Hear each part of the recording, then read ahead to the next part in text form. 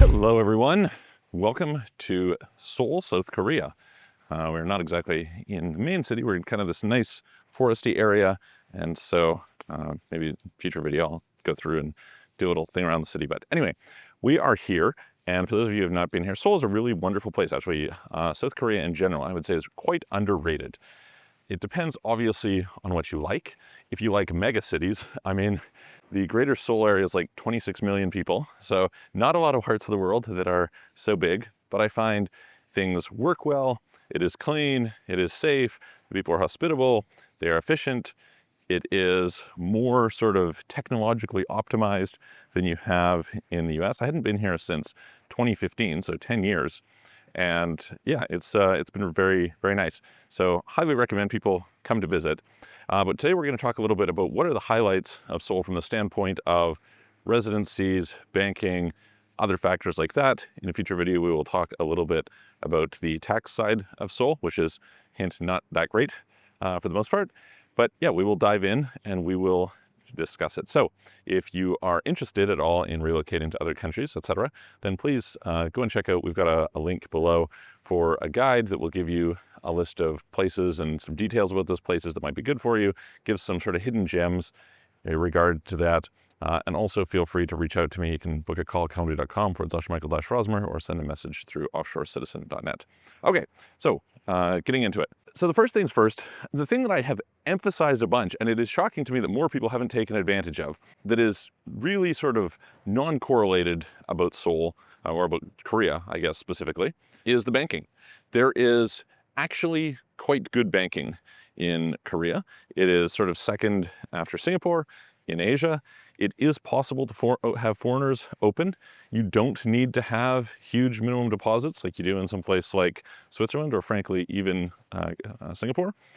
It is available in the online portals in English, although in general, so like one of the major drawbacks of South Korea in general is if you don't speak the language, you will probably struggle a bit. Even I was having dinner with some people last night, and I was talking to one guy who he's from Canada and has been living here for the last 3 years. He is married to a Korean woman, and I asked him how he liked it, and he said, oh, I would really struggle if it wasn't for my wife. So that is sort of the major drawback. I personally find the words difficult to pronounce. It's kind of challenging. I have talked to some people who have spent a bunch more time here and elsewhere. They seem to think that compared to Mandarin or something, or Cantonese, it's actually an easier language. So, I haven't learned it. Take that with a grain of salt, but be aware that the online banking actually does have English in it. And so that is certainly an option for you. The other thing that is, I think, really cool, that is underappreciated, very few people talk about it, very few people explore it, is the possibility of a residency by investment, essentially a golden visa. And what's kind of appealing about it, so there's a variety of different paths that you can get residency in Korea. One, just kind of through a business or a startup, etc., and being on the board or some significant role, etc. Okay, that's one option. I believe it's the D8 they call it. But the more interesting one is something called the F2 visa, and the F2 visa you qualify based on making an investment, and that investment can be in real estate, although designated real estate is not all real estate, or it can also be in the form of investing into particular funds. And those funds, you need to keep the money in the investment in order to maintain the residence permit. It is, depending on how old you are, anywhere from 300,000 to 300 million to 1.5 billion Korean won. The Korean won is very small. So for context, a billion, let's see here. So 300 million won is at the moment a little over 200,000 US dollars. Okay. So you're usually thinking, like, just kind of plan on around 700K-ish, something in that range. That would be for if you're doing a billion won investment. But what is, in my opinion, quite interesting about this is, first of all, you don't tend to have any sort of significant minimum stay requirement. So that's great. You can get this and just have that residency, and basically as long as you maintain the investment, you can qualify for the residence permit, wonderful, very, very nice. Very few places that you can do that. So in that sense, it's kind of like a golden visa-esque situation that you might enjoy. And of course, you're actually earning returns off this investment, right? So it's not like it's a donation, you're not losing that money, you're not giving up whatever. Now, granted, will it be the best investment? I mean, I probably wouldn't go looking to buy South Korean real estate if I was wanting to get the, like optimal investment return. Same thing with some of these funds. However, it's a diversification play, and in that regard, not bad. And I want to talk specifically about that non-correlated thing. So one of the things that is really important to pay attention to, I believe, as you're planning an international strategy is where is it that you can go that is not correlated to the other places that you're connected to. And you want to do that while at the same time not being total dump, right? So you might be like, well, Somalia is totally uncorrelated with the place I'm in. Yeah, that might be true. And you probably still don't want to go and set yourself up in Somalia. So then you're like, well, where are the places that are pretty good that are uncorrelated?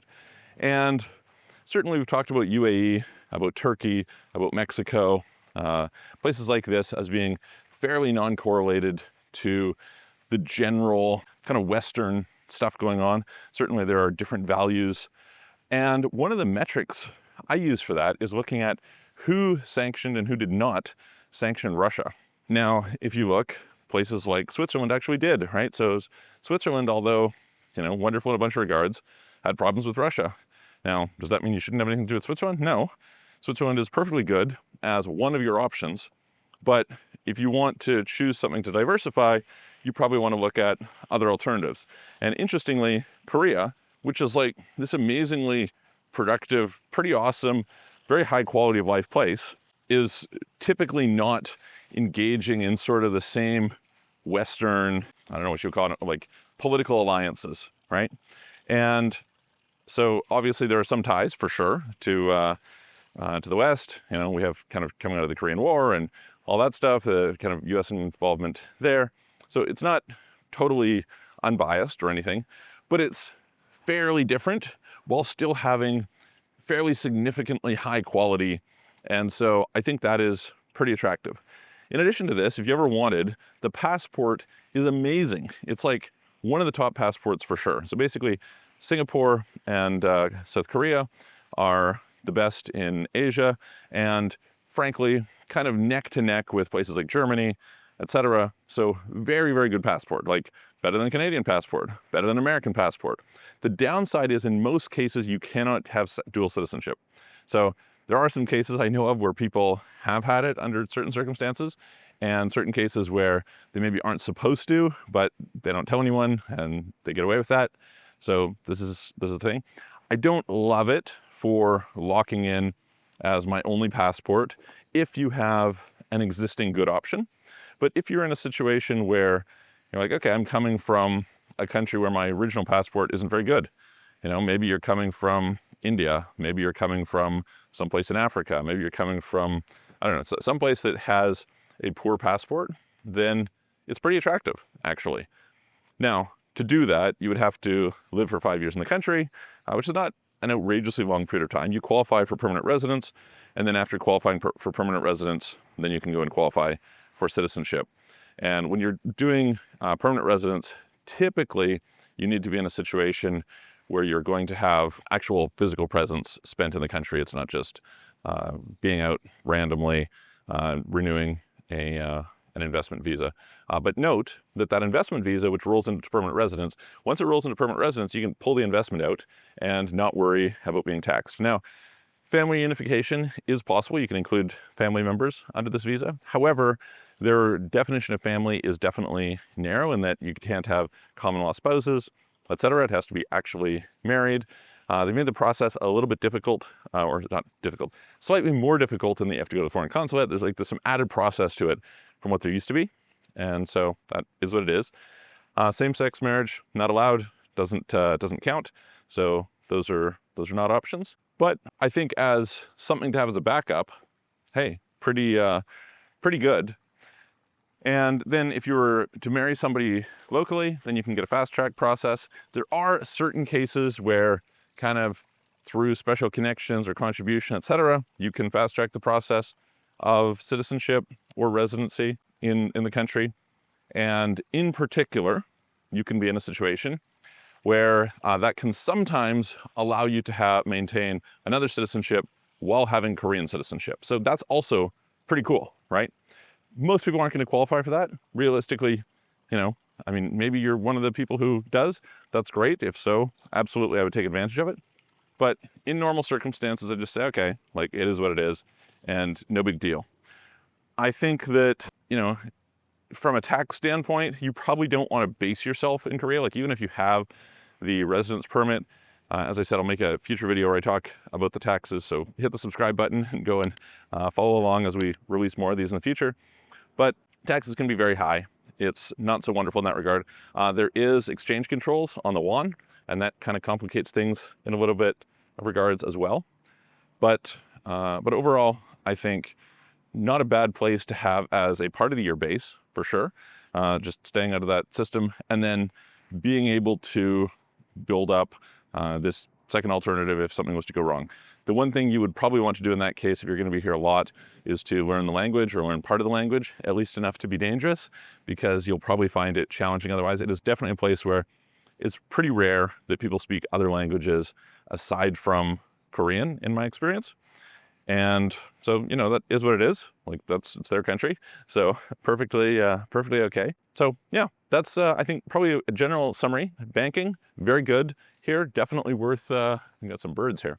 Definitely worthwhile to engage in the banking, totally independent of everything else. It does require a trip physically to Korea, but that's not so bad. And then possibly consider the golden visa option if you're in a position where you can say, okay, well, I can afford to park some decent amount of money and I'm looking for something non-correlated from what I would get elsewhere. And if you can move that into permanent residence, well, then you're really great, because you don't have to maintain the investment and you can still maintain the visa. So I hope that's helpful. If you have questions, put them in the comments below. I look forward to seeing you guys on the next video.